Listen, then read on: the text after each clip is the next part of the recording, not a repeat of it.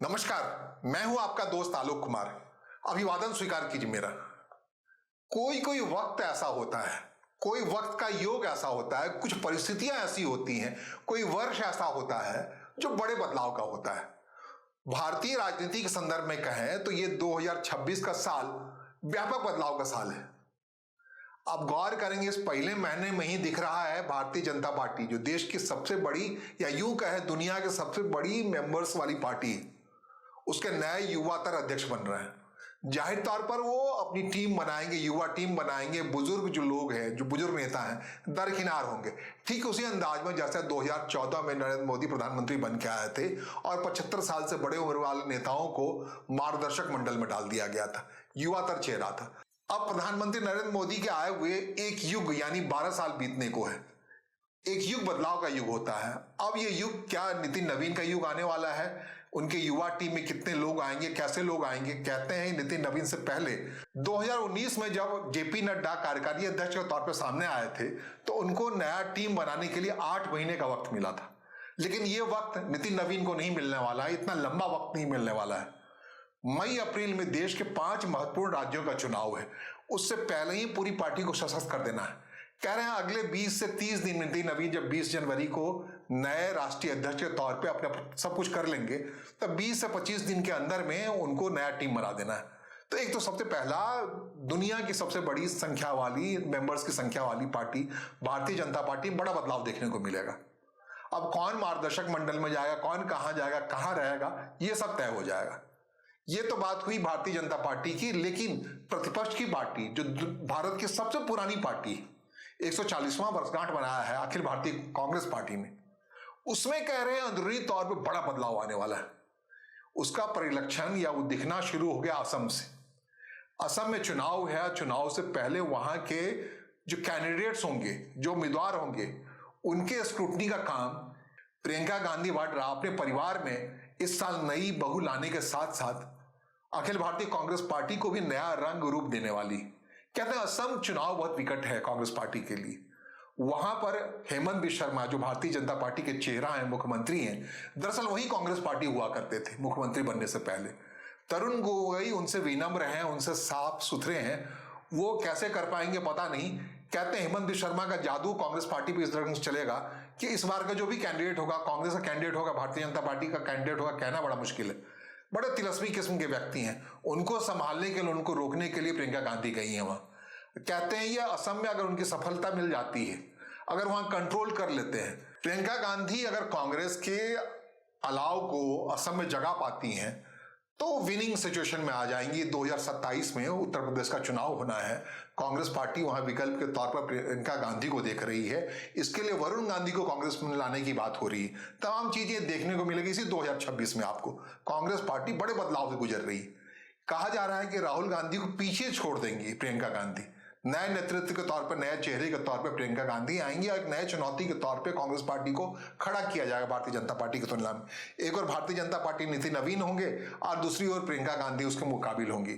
उसमें तमाम लोग कह रहे हैं, इंदिरा गांधी का अस्क देख रहे हैं, तमाम चाटुकारिता का अंदाज, बहुत सारी चीजें हो रही हैं और कह रहे हैं वरुण गांधी मोटे तौर पर इसी मई अप्रैल के आसपास कांग्रेस पार्टी में आ जाएंगे। ऐसी पृष्ठभूमि बन चुकी है, ऐसा बात अंदर हो रहा है।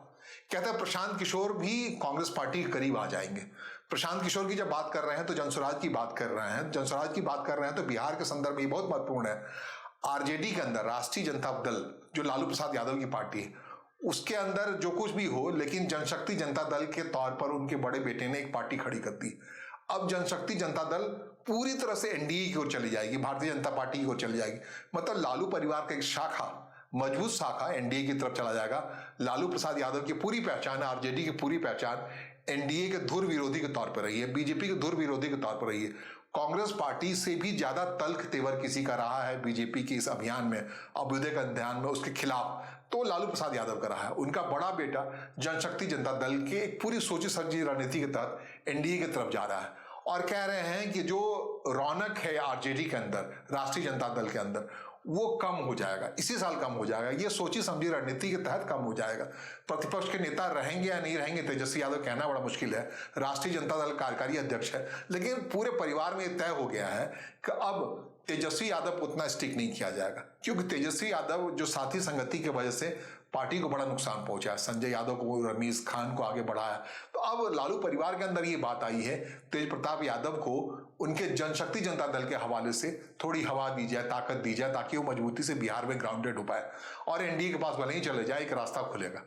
तो बिहार की राजनीति में इसके अलावा दूसरी जो बहुत महत्वपूर्ण बात होने वाली है, आरसीपी सिंह जो नीतीश कुमार के पुराने फॉलोअर थे, पुराने सहयोगी थे, राष्ट्रीय अध्यक्ष रहे थे जनता दल यूनाइटेड के, उनकी पुनर्वापसी हो रही है जनता दल यू में। सारी बातें हो चुकी और आरसीपी सिंह के साथ साथ नीतीश कुमार के बेटे निशांत कुमार की वापसी हो रही एक्टिव पॉलिटिक्स में।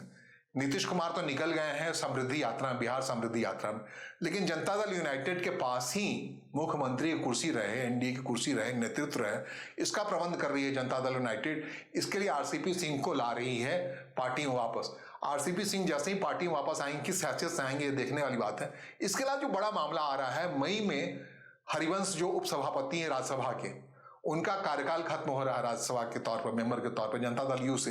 बहुत हद तक ये बातें चल रही हैं, अंदर खाने चल रही हैं कि हरिवंश की जगह पे अब राज्यसभा जो भेजे जा चुके हैं कार्यकारी अध्यक्ष जनता दल यूनाइटेड के संजय झा, उनको उपसभापति बनाया जाएगा राज्यसभा का। मतलब कुल मिलाकर के हरिवंश की पारी खत्म हो जाएगी और संजय झा जो अभी राष्ट्रीय कार्यकारी अध्यक्ष है, उनसे कार्यकारी अध्यक्ष की कुर्सी लेकर के उपसभापति कुर्सी दिलवा दी जाएगी सेंटर में भी अपने हिसाब से। ये बिहार की राजनीति अपने हिसाब से। बिहार के पड़ोस में आ जाए पश्चिम बंगाल में, जहां पर ममता बनर्जी के तल्ख तेवर हैं, जो कुछ वहां पर ईडी के हमले के बाद से, ईडी कार्रवाई के बाद से मामला बन रहा है, कह रहे हैं या तो ममता अर्श पे रहेंगी या फर्श पे आ जाएंगी।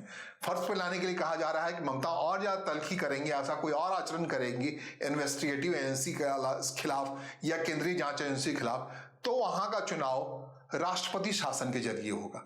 जो चुनाव होना है मई अप्रैल में, उसको हो सकता है जैसे राष्ट्रपति शासन लागू होगा, वो कार्य बढ़ेगा, 6 महीने तक के लिए बढ़ेगा, जो कुछ होगा। तो ये धमकी मिलनी शुरू हो गई ममता बनर्जी को, बी कंट्रोल, ऐसा मत कीजिए, आप पैरेलल सिस्टम खड़ा मत कीजिए। तो वो कहां तक जाता है, ममता बनर्जी कितना मानती है, नहीं मानती है, क्यों नैरेटिव गढ़ने में तो बहुत उस्ताद है।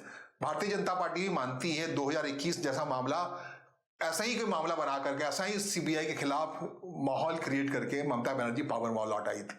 और ममता बनर्जी के बहाने भारतीय जनता पार्टी की यह भी खतरा है कि अगर ममता बनर्जी को अरेस्टिंग वगैरह होती है, तो जिस ढंग से अरेस्टिंग का लाभ पश्चिम बंगाल के पड़ोसी राज्य झारखंड में हेमंत सोरेन को मिला है, वो लाभ ममता बनर्जी को मिल सकता है। जब हेमंत सोरेन की बात आ ही गई, तो एक बात बड़े तसल्ली से चल रही है झारखंड की राजनीति में कि ये बात अपने हिसाब चल रही है। वहां आदित्य साहू को प्रदेश अध्यक्ष बना दिया गया है, विधानसभा में प्रतिपक्ष नेता बाबूलाल मरांडी को छोड़ तो दिया गया है, लेकिन इस बात के तमाम संकेत हैं कि वहां झारखंड मुक्ति मोर्चा के साथ मिल करके भारतीय जनता पार्टी अब सरकार बनाएगी। वहां नया फॉर्मेशन होने वाला है। वहां जो महागठबंधन है, वहां पर कांग्रेस के साथ जो सरकार चल रही है, वहां पर उसकी जगह एनडीए वाली सरकार होगी, भले ही हेमंत सोरेन वहां के मुख्यमंत्री हो। तो ये बड़ा बदलाव दिख रहा है। जो गैर चुनाव वाला प्रदेश है झारखंड, वहां इस दिशा में लोग चल पड़े हैं। 3 बार मुलाकात हुई है हेमंत सोरेन और कल्पना सोरेन के साथ, प्रधानमंत्री और केंद्रीय नेताओं के साथ, बीजेपी केंद्रीय नेता के साथ। अब पहला काम जो होगा राष्ट्रीय अध्यक्ष बनने का नितिन नवीन के बाद, कि वो हरी सिग्नल देंगे, हरी झंडी देंगे, तो झारखंड में भारतीय जनता पार्टी और झारखंड मुक्ति मोर्चा की सरकार बन जाएगी। बिहार में जो सरकार है उसमें निशांत कुमार की क्या भूमिका होगी, नहीं होगी, ये तय होगा। जेडीयू आगे रहेंगे। कहते हैं असर्टिव हो गए अचानक से नीतीश कुमार, मुख्यमंत्री को कुर्सी बने रखने दिखना चाहते हैं, यौवन दिखना, प्रधानमंत्री से उम्र में 1 साल छोटे हैं, तो अभी हार नहीं मानने को तैयार, रिटायरमेंट के मूड में जाने को तैयार नहीं है। इसीलिए उन्होंने उनके लिए भारत रत्न की मांग करने वाले केसी त्यागी को पार्टी से निकाल दिया है, मोटे तौर पर अलग थलग कर दिया। माने उनको ये बात मंजूर नहीं है, उनका रिटायरमेंट प्लान के तौर पर उनको भारत रत्न दिया जाए और मुख्यमंत्री की कुर्सी ले लिया जाए। और इसके जवाब में वो 16 तारीख से निकल गए हैं बिहार समृद्धि यात्रा पर। जो कुछ अभी एनडीए सरकार ने वहां पे किया है पिछले 20-25 साल में, वो बताने के लिए, अपने समृद्धि के लिहाज से, मैं ये स्टैंड बताने के लिए अभी वो उनमें रस बाकी है, उनमें ऊर्जा बाकी है, वो मुख्यमंत्री बने रहना चाहते हैं नीतीश कुमार। लेकिन अब जो मैं कह रहा हूं, प्रियंका गांधी जो असम में जो टेस्ट करके आ रही हैं, वैसा ही टेस्ट केरल में हो रहा है। केरल से बिलोंग करती हैं वो, वायनाड वहां की कॉन्स्टिट्यूंसी है। तो केरल को लेकर के जो बदलाव की बात आ रही है, उसमें शशि थरूर को लेकर बात आ रही है, क्या वो भारतीय जनता पार्टी के पास जाएंगे इस विधानसभा के एन पहले? वहां भी मई अप्रैल में चुनाव होना है। तो केरल को लेकर बड़ी गंभीरता से बात हो रही है, क्योंकि वहां जो राजीव चंद्रशेखरन है भारतीय जनता पार्टी के पास, अब तक उनका जो स्टाइल ऑफ वर्किंग रहा है वो भारतीय जनता पार्टी केंद्रीय नेतृत्व के अनुकूल रहा है, और वही है जो रोके हुए अपने हिसाब से शशि थरूर के भारतीय जनता पार्टी में आने को, क्योंकि कांग्रेस पार्टी तो बिल्कुल लग गया है कि शशि थरूर जिस दिन भी चले जाएंगे वहां, लेकिन रोके हुए हैं राजीव चंद्रशेखर अपने हिसाब से। केरल की राजनीति कह रहे हैं वहां पर यूपीए की सरकार बनने वाली है। यूपीए की जब बात कर रहे हैं तो वहां यूपीए कहलाती है कांग्रेस पार्टी के नेतृत्व वाला गठबंधन वाली सरकार, क्योंकि एलडीएफ वहां दोबारा जो लेफ्ट ओरिएंटेड है, एलडीएफ लेफ्ट डेमोक्रेटिक फ्रंट, वो 2 बार आ चुकी है, इस बार तीसरी बार नहीं आने की उम्मीद है, बिल्कुल साफ लग रहा है। और जो वहां स्थानीय चुनाव हुआ उसमें ये दिख रहा है। इस बार थोड़ा बदलाव की बात अगर हम आ जाएं तमिलनाडु में, उसके पड़ोस में, वहां कह रहे हैं कि जिस ढंग से अन्नामलाई के नेतृत्व में भारतीय जनता पार्टी वहां खड़ी हुई, नागेंद्रन साहब हैं जो कि एआईडीएमके से भारतीय जनता पार्टी में आए हैं, वहां के प्रदेश अध्यक्ष कहने को बने हुए हैं, लेकिन जो माहौल है वहां भारतीय जनता पार्टी और उसके अलावा जो वहां के थलपति विजय हैं जो एक्टर हैं, उनको सीबीआई में बुला करके 7 घंटे तक जो लंबी पूछताछ हुई, उसके बाद ये एक्टर महोदय के अंदर राजनीति का भूत रहता है या नहीं रहता है वो चेक करना पड़ेगा। अगर भूत नहीं रहता है या भूत कमजोर पड़ता है तो क्या वो भारतीय जनता पार्टी के साथ अलाइन करके चुनाव में उतरेंगे? भारतीय जनता पार्टी जो अब तक बड़ी असहज महसूस कर रही है आईडीएमके के पलानीस्वामी के रुख से, जो बार बार अपने ही लोगों से बड़े नाराज रहते हैं और एक छोटे अंदाजे पॉलिटिक्स करते हैं, उनसे भारतीय जनता पार्टी वहां परेशान है। और एक रास्ता खुलता हुआ दिख रहा है कि विजय थलपति जो सीबीआई के गहरी पूछताछ से परेशान है, वो अगर भारतीय जनता पार्टी के पास अलाइन करने आते हैं तो संभव वहां नया गठजोड़ बने और भारतीय जनता पार्टी के तमिलनाडु में सरकार बनने की उम्मीद बढ़े। और इसके अलावा एक और पहलू है, डीएमके से जिस ढंग से खफा है राहुल गांधी, वो भी दिख रहा है कि डीएमके का जो गठबंधन है या कांग्रेस और डीएमके का जो गठबंधन है वो कमजोर और शिथिल पड़ता हुआ दिख रहा है। तो ये सारी चीज जो बदलाव की बात जब हम कर रहे हैं तो इन सब चीजों को ध्यान देखना पड़ेगा। तमिलनाडु बहुत इंपॉर्टेंट स्टेट है, केरल बहुत इंपॉर्टेंट स्टेट है, असम बहुत इंपॉर्टेंट स्टेट है, झारखंड बहुत इंपॉर्टेंट स्टेट है, और इन स्टेट में, बिहार की बात तो कहाँ ही, वहां जनता दल यू भी बदलाव के चरण से गुजर रहा है, राष्ट्रीय जनता दल भी बदलाव के चरण से गुजर रहा है। राष्ट्रीय जनता दल तेजस्वी यादव के पास रहेगा या फिर तेज प्रताप को लाके या जनशक्ति जनता दल को उसमें विलन कर दिया जाए, क्या होगा? ये सब इसी साल होना है, हाल में होना है। भारतीय जनता पार्टी घोषित तौर पर अपना बदलाव कर रही है, वहां राष्ट्रीय अध्यक्ष बन रहे हैं नितिन नवीन, किस हिसाब से उनका महिमा मंडन होता है, किस प्रभाव बढ़ता है, बड़े लंबे टेस्ट का मामला है उनका। नितिन नवीन का टेस्ट इसलिए लंबा है कि उन्हीं के कार्यकाल में तय होना है प्रधानमंत्री नरेंद्र मोदी के बाद अगला व्यक्ति कौन होगा, प्रधानमंत्री बनेगा। तो ये सब कुछ नितिन नवीन को तय करना है। कांग्रेस पार्टी की बात कहीं, वहां राहुल गांधी बिल्कुल अलग हुए जा रहे हैं, प्रियंका गांधी का अभ्युदय हो रहा है। क्या कांग्रेस पार्टी प्रियंका गांधी को और बेटर रोल में लाएगी ताकि 2027 का जो चुनाव है उत्तर प्रदेश का, उस जो सेमीफाइनल कहा जाता है लोकसभा चुनाव का, उसमें भारतीय जनता पार्टी से मुकाबिल हो पाए कायदे से?